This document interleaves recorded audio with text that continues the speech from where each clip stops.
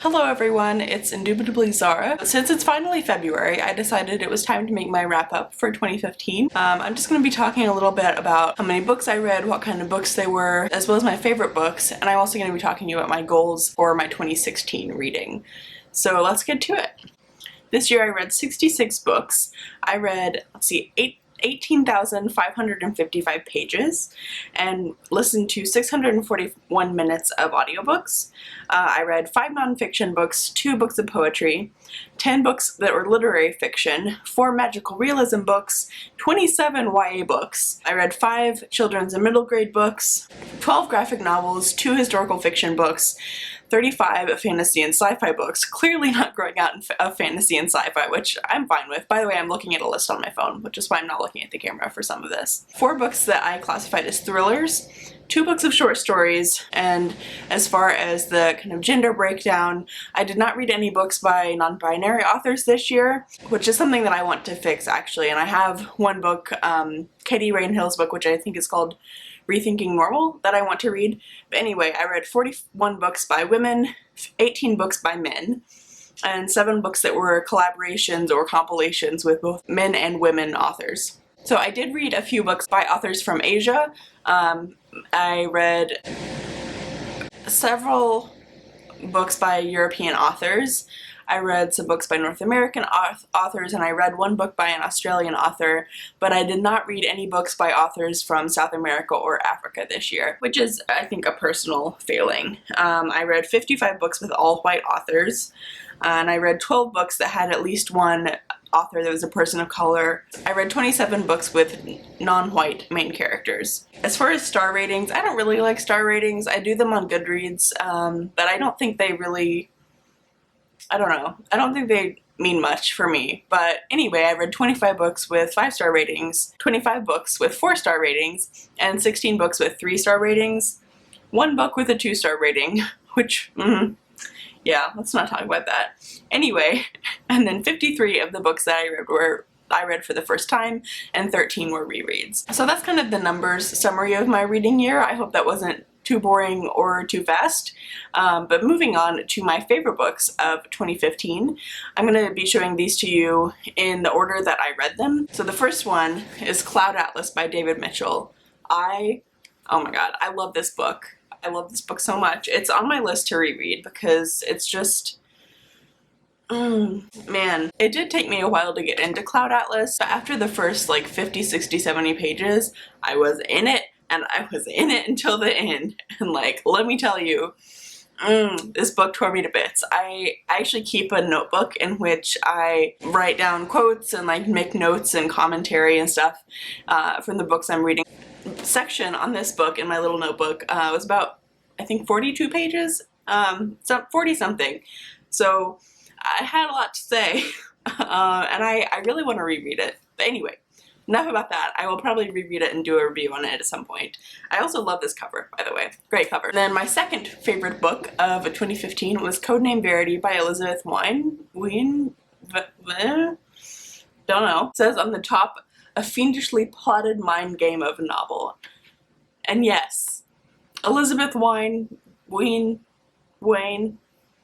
is a fiend, because this book, I expected to enjoy it because I really like books about like women pilots, especially during the WASP program, which is kind of a weird, that's kind of a weird group of books to like be like, I like those books, but I've read several and I do really like them. I expected Codename Verity to be just like another one of those. I thought I would really like it, but I did not know how much I would like it and how much it would just tear me up. This book is so good. I really can't say much else without getting into kind of spoilery territory, but female pilots, badass women, historical fiction, female friendship, it's great. Go read it. So my next favorite book of 2015 was The Reluctant Fundamentalist by Mohsin Hamid, and I really don't like this cover. I'm not a huge fan of the other cover of the book either, but I think I might want to get a copy of it at some point because this one, I don't love it. This is a really interesting book. I'll just kind of read you the back because I don't know how to summarize it. At a cafe table in Lahore, a bearded Pakistani man converses with an uneasy American stranger. As dusk deepens to night, he begins the tale that has brought them to this fateful encounter. A lot of symbolism in this book. The Pakistani man, his name is literally Changez, changes, which is just like, did you really have to do that? It's not as bad in print as when you read it out loud, but some of the symbolism is kind of over the top, but I think it's a really interesting book because it's a conversation between the Pakistani man and the American man, but what the American man says is not in the book. So you just get the Pakistani man's kind of long narrative, and at some points he asks questions of the American man, or is clearly responding to what the American man is saying, but you don't see what the American man says. So you don't really know what's going on, and especially towards the end, as an ambiguous ending, which I love, and it's so good. I need to do a review of this one as well, and also reread it. My next favorite of 2015 is Reasons to Stay Alive by Matt Haig. This is a nonfiction book about depression and mental health and suicide and people's perceptions of mental health and depression and suicide, and it's just so good. I don't really know how to describe it. It's a pretty short read. It's a small book to begin with, but it's also, a lot of it is like, it's got pretty wide spacing, and some of the book is just like lists, but there are so many things in this book that I was just like, that, yes, it's good, go read it, and also follow Matt Haig on Twitter.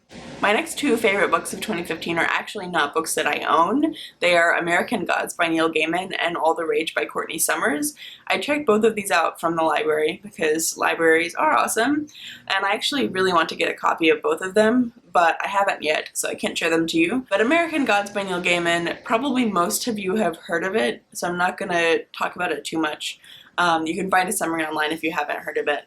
But it's basically like mythology clashing with the modern age, and the main character, Shadow, is really not a kind of main character that I read a lot, if that makes sense. He's kind of quiet, brooding-ish man, and I just, I don't know how to talk about it, except that it's great, and especially if you like Neil Gaiman, you should read it, but also if you just like mythology and adaptations of mythology, definitely check it out. And All the Rage by Courtney Summers, which I also got from the library, is a fantastic novel. It is not an easy read, so don't expect that. Actually, I would say most of these are not easy reads in one way or another, but All the Rage is about a young woman who lives in a fairly small town, was raped, and has been pretty much ostracized for it because no one believes her or is willing to say that they believe her. And then one morning she wakes up on a dirt road out in the middle of nowhere and has no idea what happened, and her former best friend, who now hates her, is missing. And it goes from there, and I love this book so much.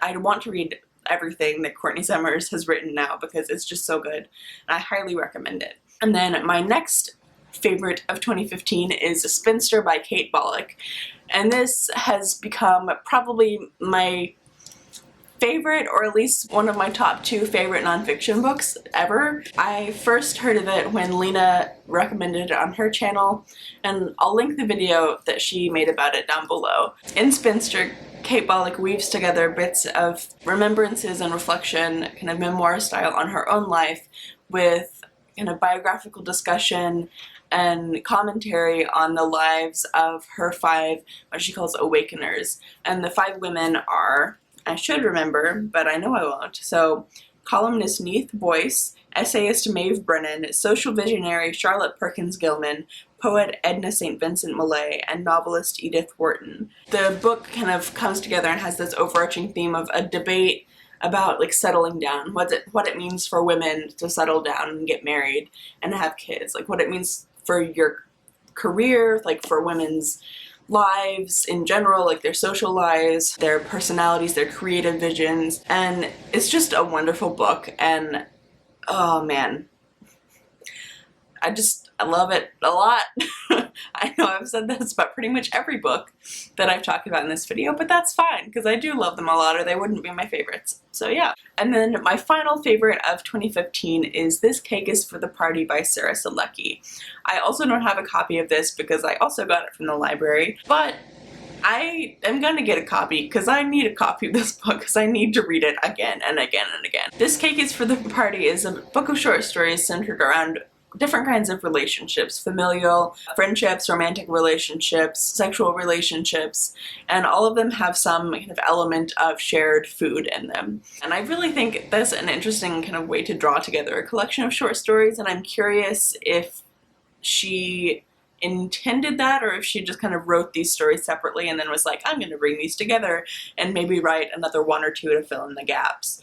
I don't know which is the case, but either way, this collection was just breathtaking. And I think Sarah Selecki is one of those authors where maybe if you didn't pay attention quite, you might not notice just how beautiful the writing is and how just well done it is and just like well fitted, and like all the words are just fitted together so well. It's not obtrusive or fanciful or flashy, but it's all exactly right. Every word is in exactly the right place, and they're all exactly the right words, and I just don't know how else to say it. It's a beautiful, beautiful book. I loved it a lot. And for me that is saying a lot, because while I tend to like certain short stories a lot, it is rare that I like a whole collection as much as I like this one. In fact, it probably is my favorite book of short stories. I'm going to put a list of books that I read this year down in the description so you can see all of the books that I read this year, and if you want me to talk about any of them in more detail, like